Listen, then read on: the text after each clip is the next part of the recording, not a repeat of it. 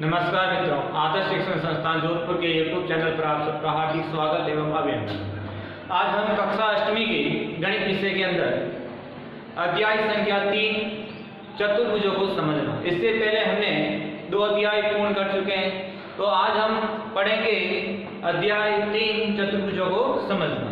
इसके अंदर सबसे पहले हम बात करते हैं बहुभुज। बहुभुज क्या होते हैं, और बहुभुज को समझने से पहले हम देखेंगे जो भी हम आकृति बनाते हैं उस आकृति को हम एक वक्र के रूप में भी मानते हैं। देखो अपन कोई भी, मैंने एक समतल है, समतल को ये पेन को बिना उठाए कोई भी आकृति मैंने बना दी तो इसका नाम क्या है? वक्र है। क्या है नाम? वक्र। कैसी भी आकृति बना दी एक वक्र है। मैंने ये भी एक लाइन बना दी ऐसी, ये भी एक वक्र है। देखो पेंसिल को उठाए बिना मैंने भी एक ऐसी और बना दी, ये भी एक वक्र के रूप में ही है, ठीक है ना। ये देखो ऐसी बना दी, ये भी हम एक वक्र कहेंगे। जो भी हम समतल पर हम बिना पेन उठाए कोई भी आकृति बनाते हैं तो वो हम किस रूप में जानेंगे? एक वक्र के रूप में जानेंगे। अब वक्र भी बहुत सारे होते हैं, जो एक साधारण वक्र होता है, खुला वक्र होता है, बंद वक्र होता है। तो देखते हैं सबसे पहले हम जैसे इस वक्र को देखें, वक्र का जो प्रारंभिक सिरा अंतिम सिरा अलग अलग है, खुला है, तो इसको हम खुला वक्र कहेंगे। और हम इसकी बात करें, देखो हम जहां से स्टार्ट किया है वहां से घुमाते हुए वापस हम उसी स्थान को बंद कर लेते हैं, तो ये वक्र बंद वक्र हो जाता है, ठीक है। तो साधारण वक्र क्या होता है? जो हम एक बार में जो आकृति बनाते हैं सीधा, जैसे मैंने ये बना दी, तो ये एक साधारण वक्र है, साधारण बंद वक्र है। समझ में आ गया? अब देखो इसी वक्रों में से हम जो रेखा के रूप में जो वक्र होगा, देखो ये टेढ़ी मेढ़ी रेखा के रूप में है, ये घुमावदार में है, तो ऐसा नहीं, हम जो सरल रेखा के रूप में जो भी हम वक्र बनाते हैं उस वक्रों के जो भी बंद आकृति बनती है तो वो क्या कहलाता है? बहुभुज कहलाता है। क्या कहलाता है? बहुभुज। तो हम बहुभुज को क्या कहेंगे? देखिए इधर बहुभुज ऐसे वक्र जो सीधी सरल रेखाओं से बनती है और बंद आकृति होती है, वो क्या कहलाता है? बहुभुज कहलाते हैं। तो देखो इसके अंदर हम उदाहरण देखते हैं।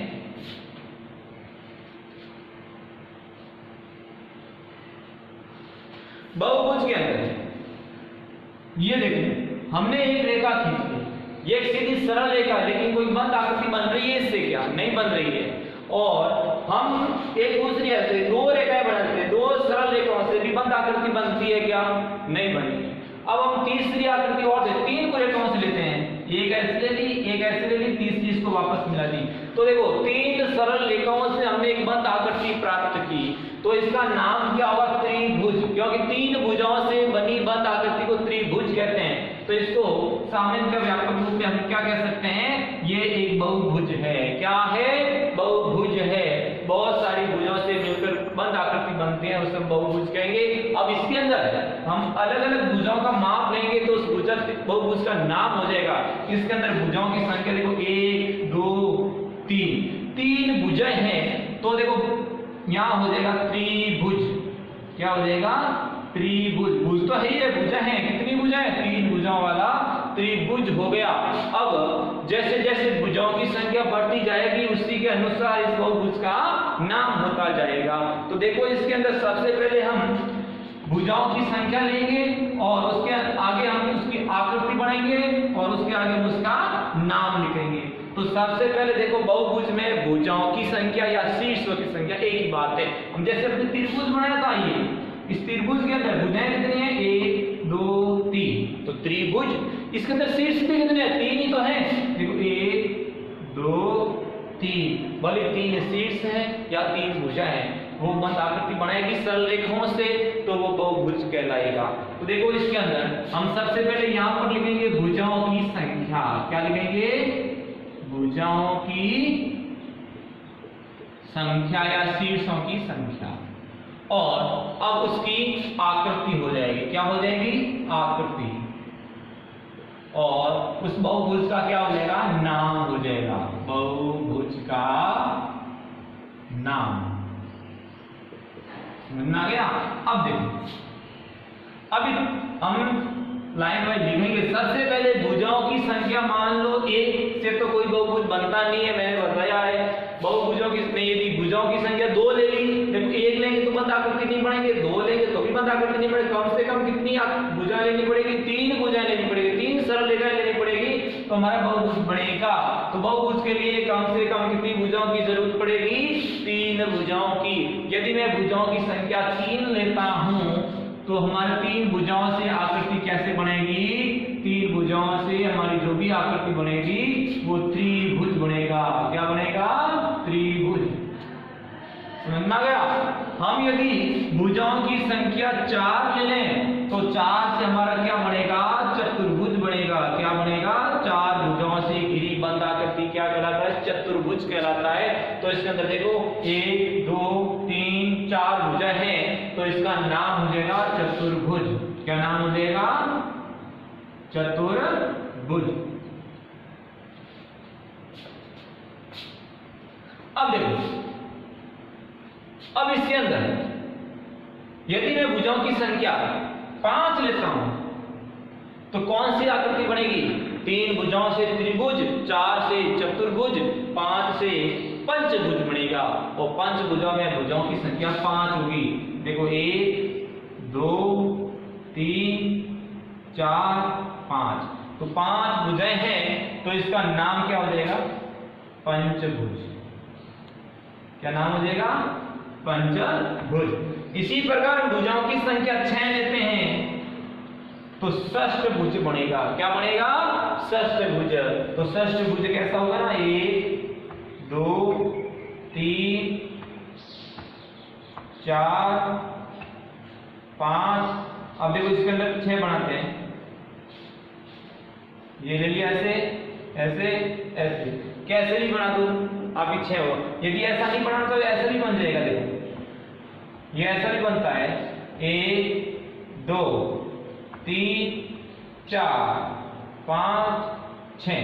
ये भी एक 6 भुजाओं से घिरी बंद आकृति को हम क्या कहेंगे, षष्ठभुज कहेंगे। इसका नाम क्या हो जाएगा, षष्ठभुज।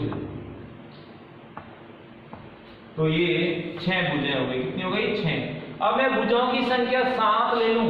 यदि भुजाओं की संख्या क्या ले ली मैंने, 7 ले ली, तो उसका नाम क्या हो जाएगा, सप्तभुज। और सप्तभुज की आकृति 1 2 3 4 5 6 7। तो 7 भुजाओं से घिरी बंद आकृति तो क्या कहलाएगा, सप्तभुज। क्या नाम हो जाएगा इसका, सप्तभुज। इसी प्रकार 8 भुजाओं से घिरी बंद आकृति अष्टभुज। क्या हो जाएगा, अष्टभुज। तो देखो 1 2 3 4 5 6 7 8। तो ये 8 भुजाएं हो गई। देखो एक भुजा हो गई, ये दूसरी भुजा हो गई, ये तीसरी भुजा, यहाँ तक चौथी भुजा, यहाँ तक 5वीं, यहाँ तक 6ठी, यहाँ तक 7वीं, और ये वापस 8वीं भुजा। समझ में आ गया। तो ये कौन सा हो जाएगा, अष्टभुज। उसके बाद में जो 9 भुजा होगा तो नवभुज, और 10 भुजा का 10 भुज हो जाएगा। तो इसी प्रकार दोनों आप टाइम लिखना, 9 भुजा बना देना। कैसे बना, 9 भुजे बनानी है आपको। उसके बाद में ये भुजाओं की संख्या के आधार पर हम आकृति बनाई, उसके आधार पर हमने इसका नाम दिया। अब देखें आगे चलते हैं। हम इस बहुभुज को हम यदि सम बहुभुज और विषम बहुभुज एक नाम टॉपिक आता है, तो इसी के अंदर समझ लेते हैं कि सम बहुभुज या विषम बहुभुज क्या होता है। सम बहुभुज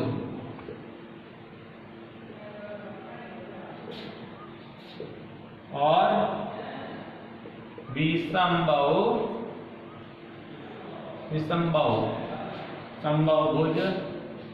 देखो समबाहुभुज, देखो यदि किसी बहुभुज में सभी भुजाएं समान हो जाती है तो समबाहुभुज कहलाता है। जैसे यदि इसके अंदर तीनों भुजाएं समान हो गई, ये भुजा ये भुजा ये भुजा तीनों समान हो गई, तो इसका नाम क्या हो जाएगा, समबाहु त्रिभुज। क्या नाम हो जाएगा, समबाहु त्रिभुज। यदि इस चतुर्भुज में चारों भुजाएं समान होगी तो तो क्या नाम हो जाएगा, ये चतुर्भुज तो है ही है, सम चतुर्भुज। क्या हो जाएगा, सम चतुर्भुज। इसका क्या नाम, समबाहु त्रिभुज, सम चतुर्भुज। यदि पांचों भुजाएं समान हो गई, इसका माप बराबर हो गया, तो सम पंचभुज। क्या हो गया, सम पंचभुज। और षष्ठभुज में यदि सभी भुजाएं बराबर हो गई, सम षष्ठभुज। क्या हो जाएगा, सम षष्ठभुज। इसके अंदर यदि सभी भुजाएं समान हो गई तो सम सप्तभुज। क्या हो जाएगा, सम सप्तभुज। और इसमें सम अष्टभुज, सम नवभुज, सम दशभुज। यदि सभी भुजाएं समान हो जाती है तो उसका नाम समबाहुभुज कहलाता है, और भुजाएं समान नहीं है तो विषम बहुभुज तो है ही। तो ये आपका एक ध्यान रखना। इसके बाद हम अगला देखते हैं, इस बहुभुज के अंदर विकर्ण कितने होते हैं, कैसे बनते हैं। तो ये आप अपनी नोटबुक के अंदर उतार सकते हैं। तो हम चलते हैं विकर्ण, बहुभुज के अंदर विकर्ण क्या होते हैं। अब विकर्ण में दो तरह से होते हैं, एक तो अवतल के रूप में होता है, एक उत्तल के रूप में होता है। देखो हम किसी भी बहुभुज का विकर्ण देखते हैं, जैसे हम सबसे छोटे बहुभुज कौन, त्रिभुज बनता है, त्रिभुज बना दिया, चतुर्भुज बना दिया, पंचभुज बना दिया,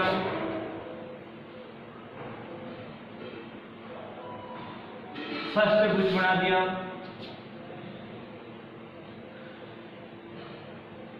देखो अब इसके अंदर विकर्ण, विकर्ण के लिए अपन क्या करें, कोई भी एक शीर्ष पकड़ना, उसके आसन शीर्षों को छोड़ देना, उसके अलावा जो भी शीर्ष बचता है उससे अपन सीधी रेखा को मिला देना, वो विकर्ण होगा। आसन शीर्ष का मतलब होता है, जैसे ये शीर्ष हमने लिया, इसका आसन शीर्ष का मतलब इसी रेखा का ये शीर्ष इसका आसन शीर्ष होगा, और इसी का ये शीर्ष आसन शीर्ष होगा। मतलब इस बिंदु का आसन शीर्ष छोड़ दो, बाकी वाले शीर्ष से सीधी रेखा मिला दो तो वो विकर्ण होगा। तो बताओ इस रेखा के लिए, इस बिंदु के लिए हम ये दो बिंदु छोड़ देंगे तो बाकी कोई बिंदु बचेगा नहीं, तो इसमें विकर्णों की संख्या कितनी हो जाएगी, 0। विकर्ण कितने हो जाएंगे इसमें, 0। त्रिभुज में विकर्ण नहीं बनते हैं। अगला हम चतुर्भुज की बात करें, चतुर्भुज के अंदर अपन कोई भी एक बिंदु ले लेते हैं, मान लो ये शीर्ष ले लिया, ये शीर्ष ले लिया। अब इस शीर्ष के आसन शीर्ष कौन सा है, ये वाला छोड़ दो और ये वाला छोड़ दो। इसके अलावा एक शीर्ष बचा है, तो यहां से अपन सीधी रेखा को मिलेंगे तो एक विकर्ण बन गया, बन गया। अब चलते हैं इस बिंदु से, इस बिंदु से भी अपन ये शीर्ष छोड़ देंगे और ये शीर्ष छोड़ देंगे। सभी बिंदुओं का चेक करना है, इस बिंदु के लिए भी चेक करेंगे, इसके लिए भी चेक करेंगे, इसके लिए चेक करेंगे। यदि बना हुआ है तो नहीं बनाएंगे, और नहीं बना हुआ तो उसके आसन शीर्ष को छोड़कर अपन विकर्ण बनाएंगे। तो इसके लिए अपन ये और ये छोड़ देंगे, तो बाकी कौन सा, ये शीर्ष बच गया, तो इसके लिए ये विकर्ण खींच दिया ना। तो अब इसके लिए देखो ये और ये छोड़ के, लेकिन इसके साथ बना हुआ है, बना हुआ नहीं बना हुआ है, तो अपन क्या करेंगे, सम्मुख शीर्षों को मिलाने वाली जो भुजा होती है, रेखा होती है, सम्मुख शीर्षों को मिलाने वाली जो रेखा होती है वो विकर्ण कहलाएगी, ठीक है ना। तो इसके अंदर देखो ये चतुर्भुज है, चतुर्भुज के अंदर विकर्ण कितने बन गए बताइए, इसके अंदर विकर्ण कितने बन गए, दो विकर्ण बने या नहीं बने। देखो ये विकर्ण ये विकर्ण ये, दो विकर्ण बन गए।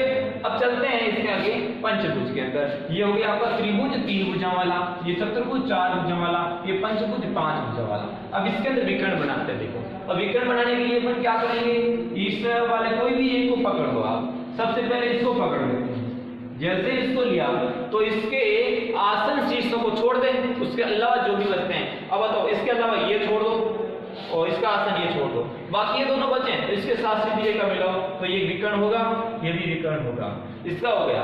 अब इसका काम हो गया।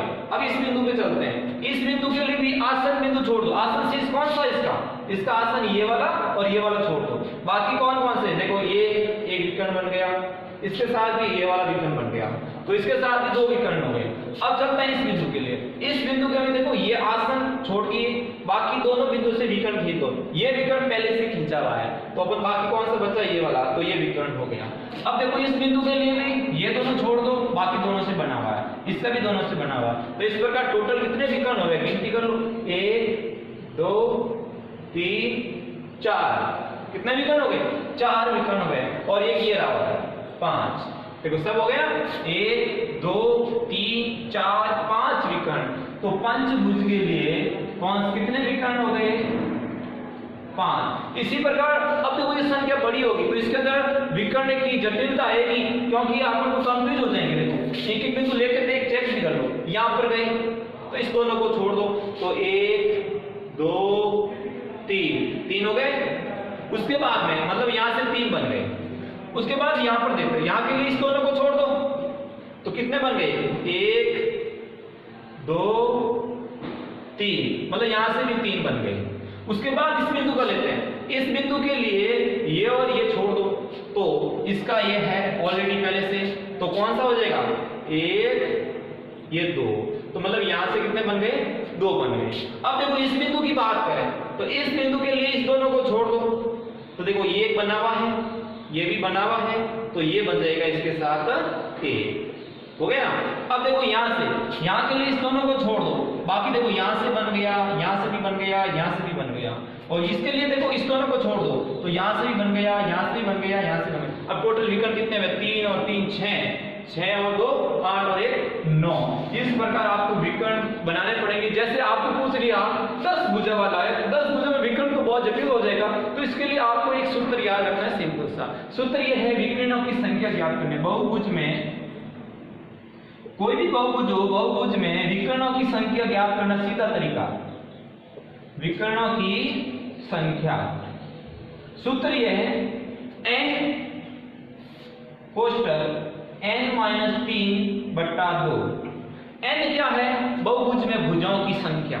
यदि आपने ये 6 भुजाओं का षष्ठ भुज लिया तो n की जगह 6 रख दो, तो 6 कोष्टक 6-3/2। अब देखो 6 में से 3 गए तो क्या बच गया 6 × 3/2। अब 2 का भाग 6 में 3 बार गया, 3 किया कितना हो गया 9। तो आपके विकर्ण टोटल 9 आए, तो हमने सूत्र से भी 9 विकर्ण प्राप्त कर लिए। इसी प्रकार चतुर्भुज के हमें पता नहीं है कि 2 विकर्ण होते हैं, फिर भी सूत्र से चेक कर ले, भुजाओं की संख्या 4 है, तो अपन क्या करेंगे 4 कोष्टक 4-3/2।